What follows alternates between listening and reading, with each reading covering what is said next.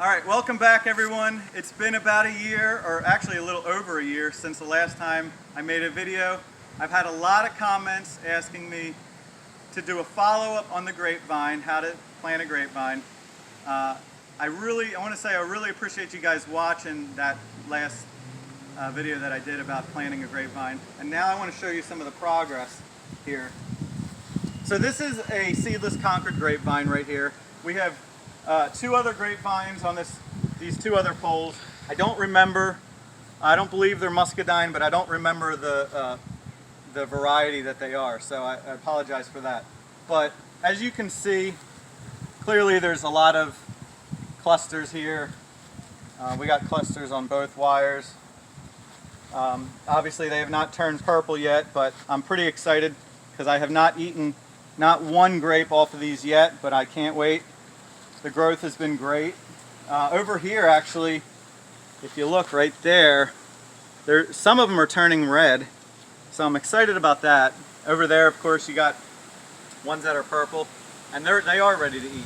But if you look back, if you reference back in the video, you're going to see this is where I planted the seedless Concord grapevine.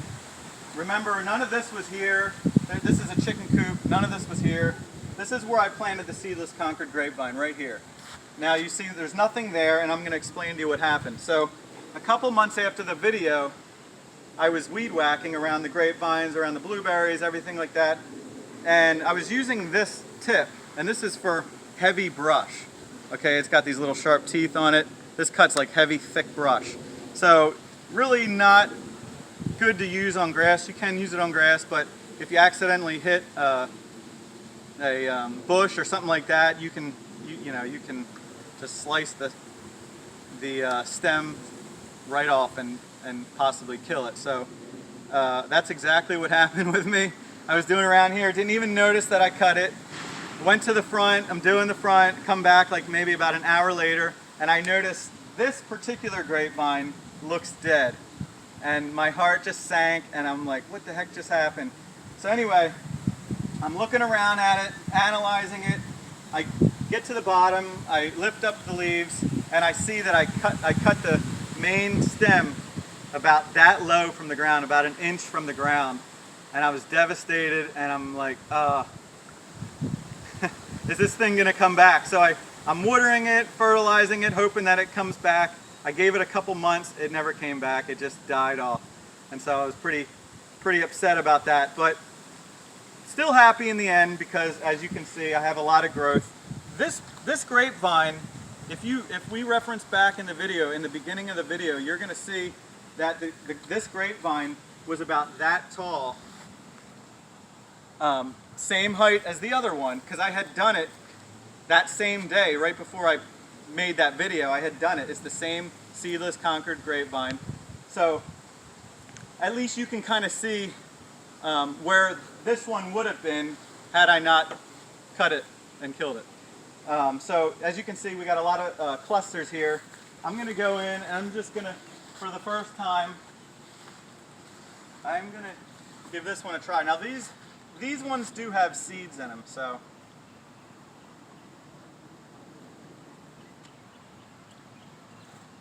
Now that was really sweet, actually. That's good. I actually had muscadines on my last property in Brooksville, Florida.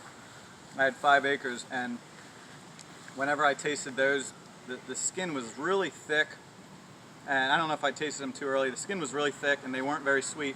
You had to wait like a long time until they started looking bad before they actually had that sweet flavor. But I know I showed you guys the grapevines, the progress of that. I'm going to actually show you guys a couple other things in this video just to show you what I've been doing for the last year. So walk with me. Over here we have a bunny hut. We got a couple bunnies, and inside there's 4 babies. The reason why I built this was for the pellets. I use the pellets as natural fertilizer. For the most part, I do try to use natural fertilizer, and I try to stay away from the synthetic fertilizer that you get at the stores. However, I do occasionally use that fertilizer. This is a Eureka lemon tree. starting to get a lot of growth on here. We started to get a lot of rain in the last 2 weeks, so that's really helped. We got some flowers here, so that should turn into some lemons. Another Eureka lemon tree.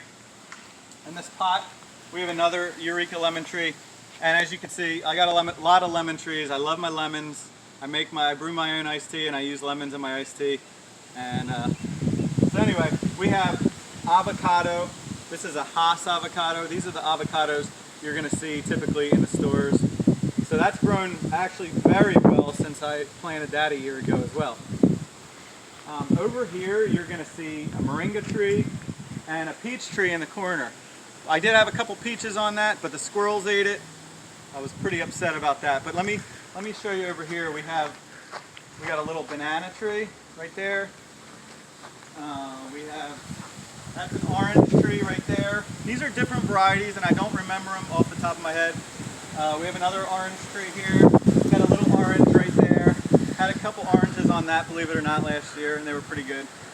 As you can see, all this new growth. There's an orange right there. This is another lemon tree. It's a different variety that I got from Italy. This is a Moringa tree. Got another one over there. Also known as the miracle tree.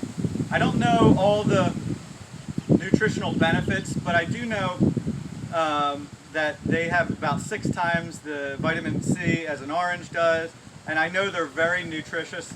They're also called miracle tree, so they're given that name because they're very nutritious. You can actually take the leaves off. It's kind of like a vegetable tree, really. You can take the leaves off and just eat the leaves. You can put it in your salad. That's what we do. We put it in our salad all the time. And actually, you can eat any part of the tree, believe it or not. These trees end up growing these long drumsticks, and they give off seeds, and you can eat that as well. Right here, we have a Gala Apple, and this was planted from my son Matthew. He planted it about a year ago from a seed, and it's grown pretty well. So we're in Florida.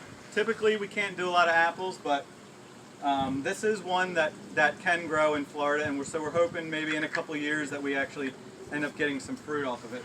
Right here, this is an aquaponics system. So for those of you who don't know what an aquaponics system is, we have about 40 tilapia in there. And these tilapia, we use this for waste as well.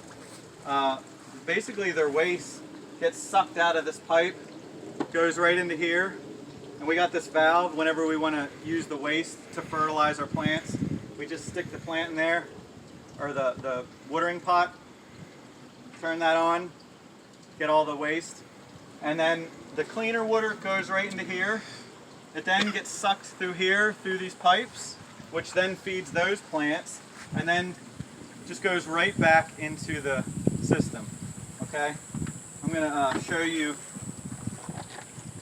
these fish.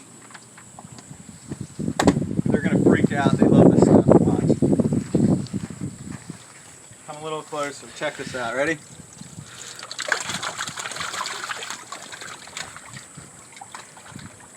So yeah, so if you guys are interested in any of this stuff, I've been doing a lot of stuff, as you can see, in the last year. I also renovate houses, so I've been really busy. But if you like any of this content, please leave a comment. Let me know if you're interested in planting things that I might not have done, or some of the trees that I might have done. If you're interested in that, or pruning, or whatever it is, if you have questions, I will do my best to give you answers. I'm not a professional, but I do my best. I do watch a lot of other videos. I do read a lot of articles. And again, I appreciate you guys watching. Subscribe. Give me a thumbs up if you guys liked the video. And thanks for tuning in. Until next time, make sure you guys keep planting. Thank you.